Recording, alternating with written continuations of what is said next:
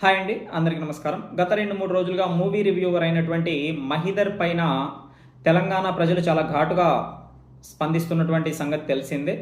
అతను ఏం మాట్లాడాడు, అది ఎంతవరకు కరెక్టు, కానీ ఆ మాట్లాడడానికి దారితీసినటువంటి పరిస్థితుల గురించి మనము తెలుసుకోవాలి. ఒకవేళ ఎవరైనా అతన్ని మాట్లాడిన విషయాలు తెలియకపోతే ఇప్పుడు మనం ఫాస్ట్‌గా చూద్దాం. అతను సింపుల్‌గా చెప్పింది ఏంటి అంటే ఆహ్, తెలంగాణ వాదం పేరుతో కల్వకుంట్ల కవిత గారు కావచ్చు, మిగతా వాళ్ళు కావచ్చు, రోజు ఇలా ఆంధ్రోళ్ళని అనడం కంటే, ఆంధ్రోళ్ళ ఆస్తులన్నీ హైదరాబాద్‌లో ఉన్నవి కొనేస్తే వెళ్ళిపోతాం కదా అన్నాడు. అక్కడి వరకు అయితే కరెక్ట్.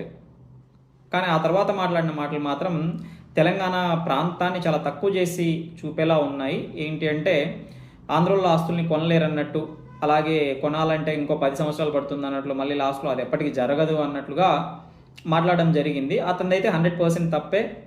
అతను ఆంధ్రప్రదేశ్ నుండి, నేను ఆంధ్రప్రదేశ్ నుండి అనేసి అతను మాట్లాడిన మాటలనైతే సమర్థించదలుచుకోలేదు. అత్యంత హేయమైనటువంటి మాటలు. ఒక ప్రాంతం మొత్తాన్ని తక్కువ చేసి మాట్లాడడం అనేది అత్యంత నీచమైన పని. అలాంటి నీచమైన పని చేసే కుటుంబం ఈ 2 రాష్ట్రాల్లో ఇప్పటివరకు ఏదైనా ఉంది అంటే కేవలం కల్వకుంట్ల కుటుంబం మాత్రమే ఉండేది. ఒక ప్రాంతం మొత్తాన్ని, ఒక రాష్ట్రం మొత్తాన్ని ఆంధ్రోళ్ళ బిర్యానీ పేడలా ఉంటదని, ఆంధ్రోళ్ళు అట్టని, ఆంధ్రోళ్ళు ఇట్టని ఒక రాష్ట్ర ప్రజల్నే తక్కువ చేసి మాట్లాడే నీచమైన కుటుంబం ఏదైనా ఉంది అంటే అది కేవలం కల్వకుంట్ల కుటుంబం మాత్రమే. కాబట్టి వాళ్ళు రెచ్చగొట్టినంత మాత్రాన అలాంటి జాబితాలో ఎవరు కూడా చేరొద్దు అని విన్నవించుకుంటున్నాను. అయితే ఇతను ఈ మాటలు మాట్లాడడానికి దారితీసినటువంటి పరిస్థితులు మనం గమనిస్తున్నాం.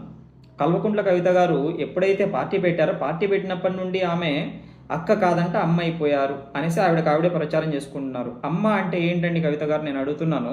అమ్మ అంటే ఏంటి? ప్రజలు సమస్యల్లో ఉంటే వాళ్ళ సమస్యలు తీర్చడానికి పోరాటాలు చేయాలి. ప్రభుత్వం దిగి వచ్చేదాకా వాళ్ళ సమస్యలను తీర్చేదాకా పోరాటం చేయాలి. అప్పుడు మిమ్మల్ని అమ్మ అంటారు. అంతేగాని ప్రజల బలహీనతలను వాడుకొని వాళ్ళ భావోద్వేగాల్ని ప్రాంతీయవాదంతో రెచ్చగొట్టి అటు ఆంధ్రోళ్ళు, ఇటు తెలంగాణ వాళ్ళు ఈరోజు గొడవ పడే స్థాయికి తీసుకొచ్చారు మీ అవసరం కోసం. మరి మిమ్మల్ని అమ్మ కాదు, వేరే పదాలు ఏమైనా ఉన్నాయేమో నాకు తెలీదు. ఇలాంటి నీచమైన పనులు చేసే వాళ్ళని అమ్మ అనరండి. ఎలా అంటారు?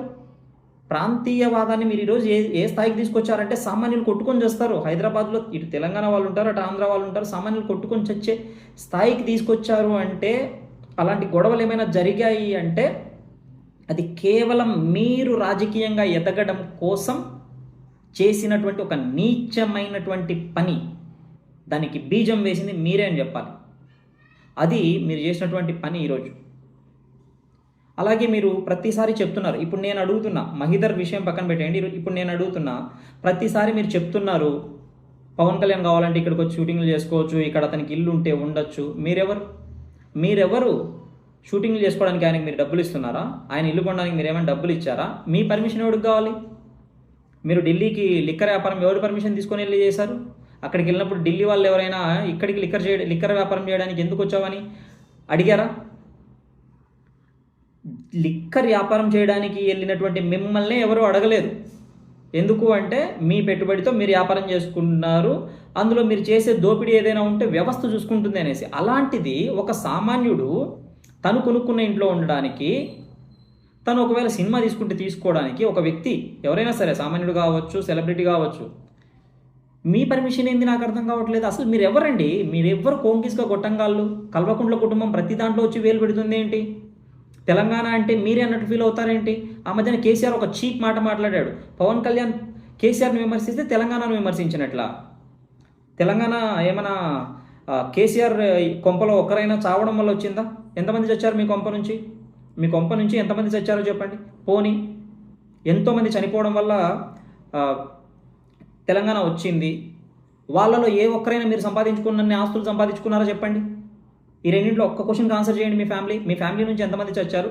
లేదు అంటే మీ ఫ్యామిలీ తెలంగాణ వాదాన్ని అడ్డు పెట్టుకొని సంపాదించుకున్నంతగా నిజంగా ప్రాణత్యాగం చేసిన ఏ ఒక్క కుటుంబమైనా సంపాదించిందా? దీనికి ఆన్సర్ చేయండి. ఇంకా అడిగే వాళ్ళు లేరు కదా అని మీ ఇష్టం వచ్చినట్లు మిమ్మల్ని అంటే తెలంగాణ వాళ్ళని అందరినీ అన్నట్లా? ఏం తెలంగాణ మొత్తాన్ని మీరు సాకుతున్నారా? తెలంగాణకి పవన్ కళ్యాణ్ గారు కావచ్చు, మొన్న బాలకృష్ణ వరదలు వస్తే మొన్న 50 లక్షలు డబ్బులు ఇచ్చారు. ఆ రోజు మీ కుటుంబం ₹1 ఇచ్చిందా? ₹1 విదిల్చిందా? దరిద్ర కుటుంబం మీది. తెలంగాణను దోచుకున్న కుటుంబం మీది. తెలంగాణ మీద పడి మొత్తం తెలంగాణ ప్రాజెక్టుల పేరుతో దోచుకున్నారు.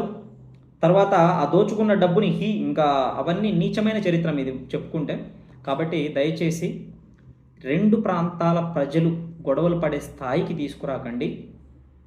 దయచేసి ప్రాంతీయవాదంతో కాకుండా ప్రజా సమస్యలపైన పోరాటం చేస్తూ ఎదగాలనుకోండి. ప్రజా సమస్యలపైన మీరు పోరాటం చేస్తే మాలాంటి వాళ్ళు కూడా ఈరోజు కవిత గారు ఈ విధంగా పోరాడారు అని వీడియోస్ చేస్తారు.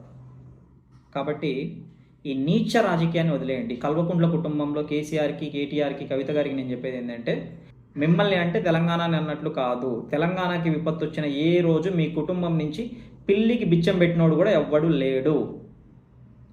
కరోనా టైంలో రామోజీరావు గారు కోట్ల రూపాయలు ఇచ్చారు, ప్రభాస్ ఇచ్చాడు, బాలయ్య బాబు ఇచ్చారు, తర్వాత పవన్ కళ్యాణ్ ఇచ్చారు, అందరూ ఇచ్చారు. తెలంగాణ ప్రజలు అర్థం చేసుకోండి దయచేసి.